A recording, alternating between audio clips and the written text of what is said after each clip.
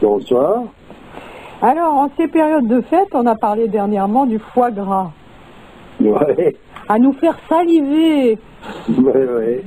Bon, écoute, quand tu parles de foie cirrhosé, ça donne pas trop envie. Bon, bref.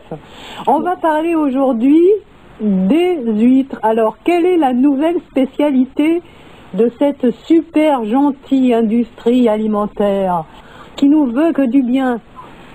Ah ben, c'est comme d'hab, hein. On nous a promis qu'il n'y aurait pas d'OGM dans certains pays comme la France. On fait attention à ceci, à cela. Mais en réalité, les mangeurs d'huîtres, moi j'adore ça d'ailleurs, ils ont réussi à produire une huître qu'ils appellent triploïde. Triploïde? Ouais. Oui. Elle a été obtenue par une manipulation chromosomique. D'accord. Or, actuellement, ce qui se produit, c'est que donc c'est ce qu'ils appellent l'huître des 4 saisons. C'est joli ça. Ouais, parce en général, les huîtres, il y a des saisons pour les huîtres. Et c'est donc une huître génétiquement modifiée, appelée huître des 4 saisons. Elle représente actuellement environ 30% des huîtres vendues en France. D'accord, ça fait que déjà, si ça se trouve, on a déjà mangé pas mal d'huîtres déjà génétiquement modifiées, sans le savoir. Mais tu vois, disons que j'en reviens aux autorités compétentes qui sont vigilantes. C'est la vigilance pour faire attention à ce que les choses aillent juste. Eh bien, la vigilance, 30% des huîtres sont des huîtres génétiquement modifiées. Et personne n'en dit un mot. Sauf, évidemment, des associations, telles que, justement, l'association d'ostréiculteurs traditionnels. Il y a un numéro de téléphone. Je peux tout donner, d'ailleurs, pour que les amateurs. Oui, bon. Et en plus, on trouve ce petit pamphlet. Je l'ai trouvé dans un petit journal qu'on trouve chez les bio ou auquel on peut d'ailleurs souscrire et s'abonner, qui est pas dénué d'intérêt, il y en a, à mon avis. C'est-à-dire que c'est un journal qui s'appelle Biocontact. Biocontact, oui, bon, c'est connu maintenant. Actuellement, c'est connu, oui, mais enfin bon, certainement pas partout, parce qu'on le voit que chez les bio, en principe, ou des gens qui sont, eux, inscrits, abonnés, voilà. Alors chaque mois, il sort quelque chose qui est intéressant. Il y a à boire et à manger, mais il y a des bonnes choses là-dedans, voilà. Alors voilà dans quoi il y a surtout à boire et à ne pas manger. Oui, il y a surtout, voilà, à ni boire ni manger. À ni boire ni manger d'ailleurs, oui. Voilà. Alors c'est pour les gens intéressés à savoir ce qu'ils ont dans leur assiette et qu'on sort, et c'est intéressant ça. À présent, il y a cette association d'ostréiculteurs traditionnels. Je peux donner le téléphone. Oui, ben vas-y, hein. Le 06 11 75 73 28. Ouais. 06 11 75 73 28. Pour ceux qui seraient intéressés d'en savoir plus. Voilà. À présent, il y a un site. Donc, www.ostréiculteurstraditionnel.fr. Donc, ostréiculteur d'un seul mot. Et en minuscule, j'imagine. En minuscule, ouais. .fr. Voilà. Pour les amateurs, qui sachent comment s'y prendre pour reconnaître celles qui font partie de ce clan-là, et puis les autres, s'il y a moyen. Parce que là, ils sont en train de se battre pour pouvoir faire la différence, parce qu'évidemment, on n'en parle pas. Bien sûr. Voilà. Mais même pour les traditionnels, je me méfie quand même un peu, tu vois, pas vu l'état de la mer, l'état dans lequel elle est polluée comme elle est.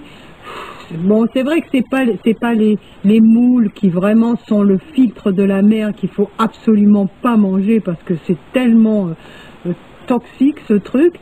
Bon, ça ventile l'eau de la mer, c'est le moindre mal, disons. Mais quand même, c'est quand même dangereux, il me semble, actuellement de manger des crustacés. Mais bon, peut-être pas plus que le reste, remarque. Hein. Oui, bon, on est dans cette confiture à présent. Voilà, en tout cas, là, ils sont en train de taper sur le clou avec ça, et le problème, c'est que comme il y en a toute l'année et que le but des écloseries, normalement, c'est de sélectionner des huîtres mères pour satisfaire des critères qui sont purement économiques. Voilà. Et comme pour toute espèce, la sélection entraîne sa dégénérescence. Alors ça pose donc, paraît-il, un problème de la surproduction et de la dépendance des ostréiculteurs vis-à-vis des écloseries. Ensuite de ça, comment est-ce qu'il faut dire ça, cette surproduction amène une dégénérescence et ensuite de ça, il y a un taux de mortalité beaucoup plus élevé après. Donc c'est toujours un truc pour de reculer pour mieux sauter, comme ils ont fait avec les saumons, comme ils ont fait avec une multitude de choses. Finalement, tout est pipé. Oui, tout est pipé. Alors là, on lève de temps en temps un lièvre, on est pendant les fêtes, on en chante une. Parce que bon, c'est d'actualité.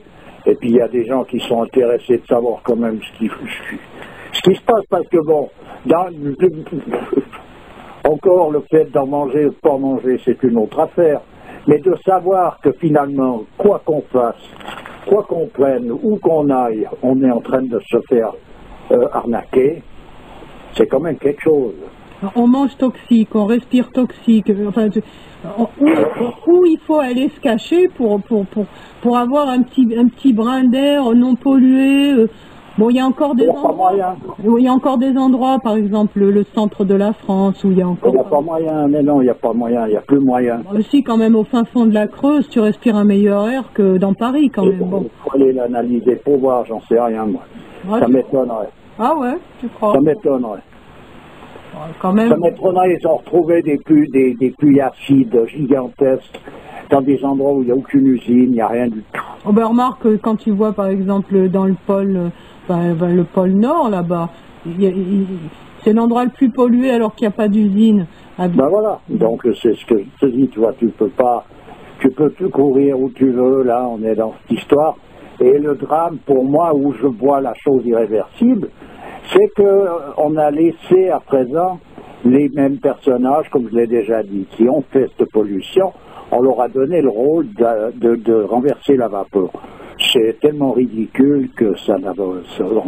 Oui, bon, on a bien compris qui mange à tous les râteliers. Hein. Enfin bref, disons pour en venir à tout ça, voilà. Ils parlent des huîtres, là, ils appellent ça une bombe à retardement. Pourquoi? Parce qu'on en parle seulement à présent.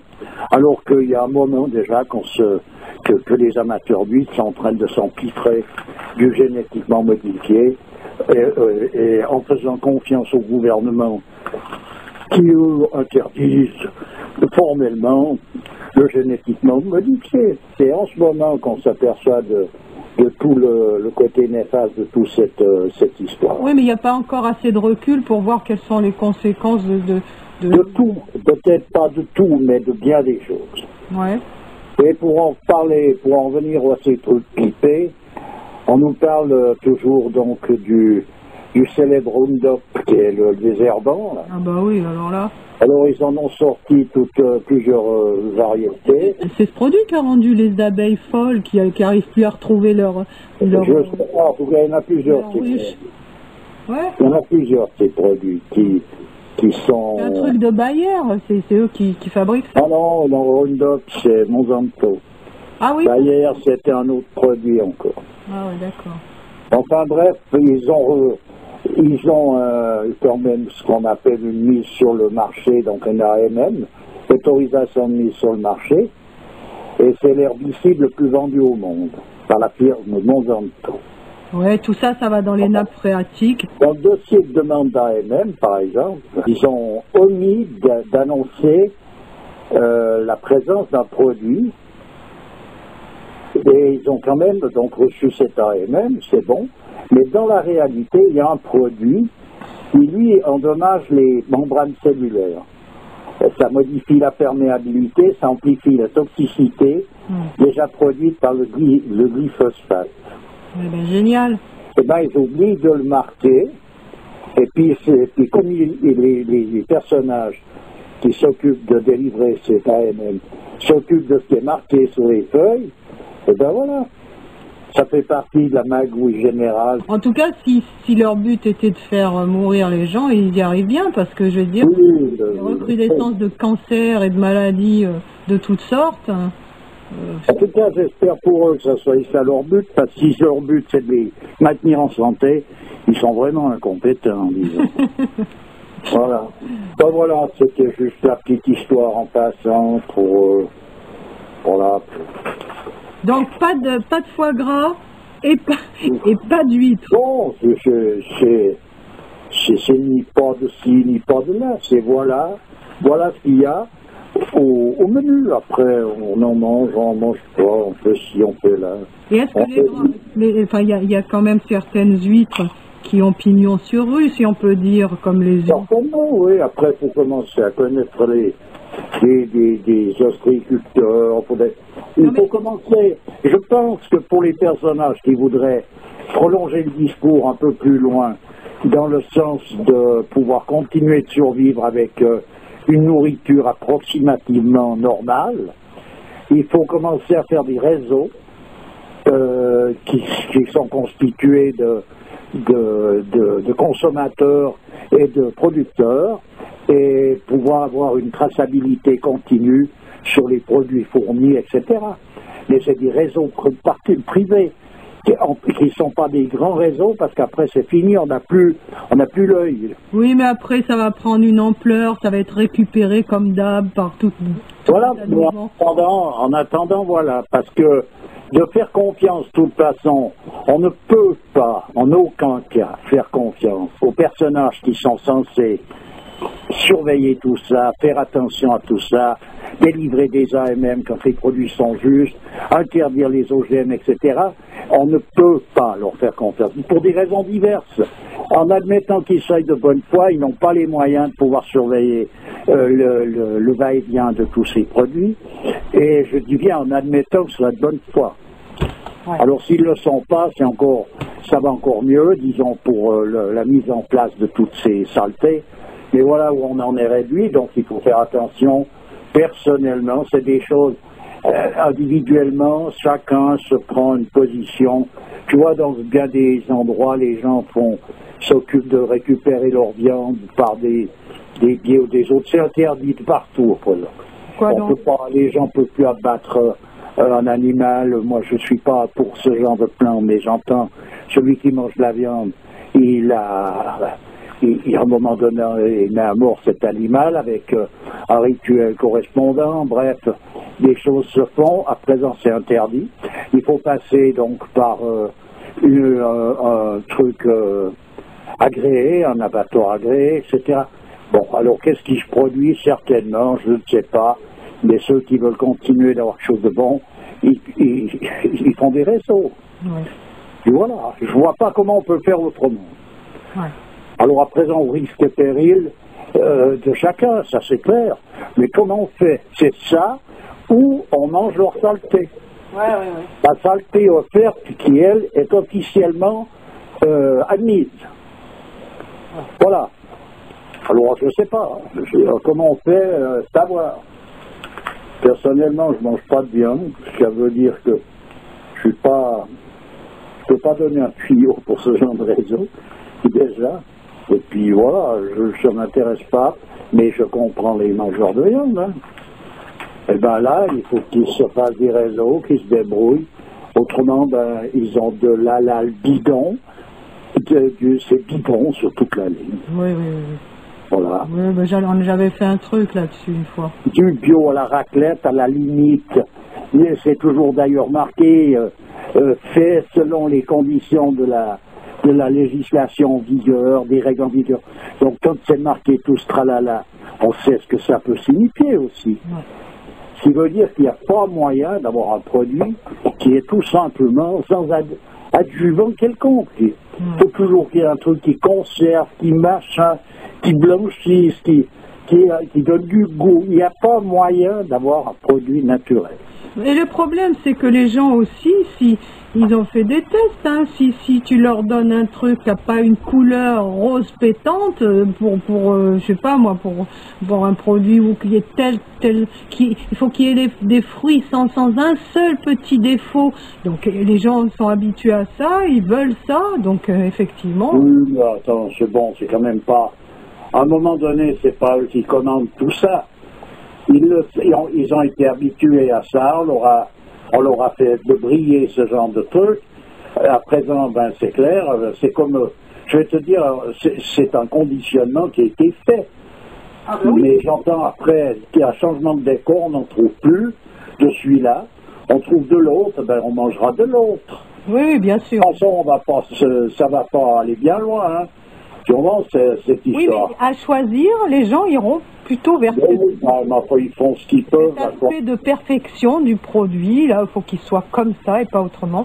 Alors, mais là, c'est l'histoire. Dès qu'il y a une limace dans la salade, ils crient oh là là, oh mon Dieu, alors que c'est bon signe. S'il y a une limace dans une salade, c'est que ta salade, c'est qu'il n'y a pas de produit qui l'a tué. Donc, tu vois. Tout à fait, mais toujours est-il que c'est pas eux les responsables du fait qu'il n'y ait pas de limace dans la salade, parce qu'il y a des produits tels que du Roundup ou des saletés, des produits chimiques dedans.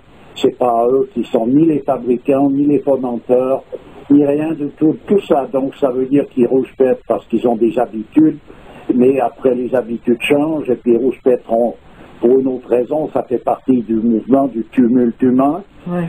C'est pas là que se trouvent les raisons et ni les responsables. On va pas chercher parmi les Pékins les responsables. C'est comme la pollution. On va nous chanter que le Pékin est responsable parce qu'il balance ces bouteilles en plastique dans la garrigue, mais je dis pas qu'il faut le faire, c'est pas comme ça qu'il faut vivre, mais par contre, le fabricant de bouteilles en plastique, lui, il sait ce qu'il fait, celui qui agrémente ces choses-là, c'est eux qui poussent dans cette direction-là. Ouais. Pas compliqué. C'est pas quelqu'un d'autre. Alors voilà, disons que là, en l'occurrence, moi, ce que je sais, c'est que pour manger quelque chose d'à peu près correct, pour simplement pouvoir être en accord avec la nature des choses, hein, sans aller plus loin, et puis connaître les goûts qui sont les vrais goûts des différents produits, il faut faire des réseaux. Il y a des gens qui aiment bien cultiver des jardins, d'autres qui n'ont pas le temps ou qui n'ont pas la passion de tout ça. Il faut faire un peu d'échange. Les bio, ça devient un peu... Il y en a qui tiennent encore debout à vouloir être puristes. Mais il n'y en a plus beaucoup, en tout cas. Ils succombent vite, et puis d'ailleurs, avec la pression qu'ils ont, avec toutes les charges qu'ils ont et tout ça, ils succombent vite à la tentation de ne pas se poser trop de problèmes d'éthique. Hein. Ben, c'est clair, parce que ils ont des problèmes après de marché, dans le sens que un sirop... Pour un sirop que les enfants, suivant lesquels boivent du sirop, tu le trouves en bio à 2,30 ou 2,40 le demi-litre, puis tu le trouves le même demi-litre dans une autre fabrication qui est plus correcte, mais il est à 5,60 ou 5,30. Okay. Donc, à un moment donné, au point où on en est avec le fric, et ce avec quoi les gens doivent vivre, le choix est aussi vite réglé. Hein. On va vite se retrouver même plus avoir à faire de choix, on va tous se retrouver à aller faire nos courses à Lidl sans se poser de questions. Oui, puis encore, et encore. Et encore. Il n'y en aura pas pour tout le monde. Hein. Ok. Espérons que le 3e cavalier de l'Apocalypse ne vienne pas trop vite. Parfois, il viendra quand il doit venir, et puis on n'y changera rien. Ouais. Ok, ben écoute, je te remercie. Oh, c'est de rien, tu vois, c'était un petit coup de gueule en passant. À bientôt. À bientôt. Oh, c'était un tout petit coup de gueule. Hein. Oui. Allez, ciao.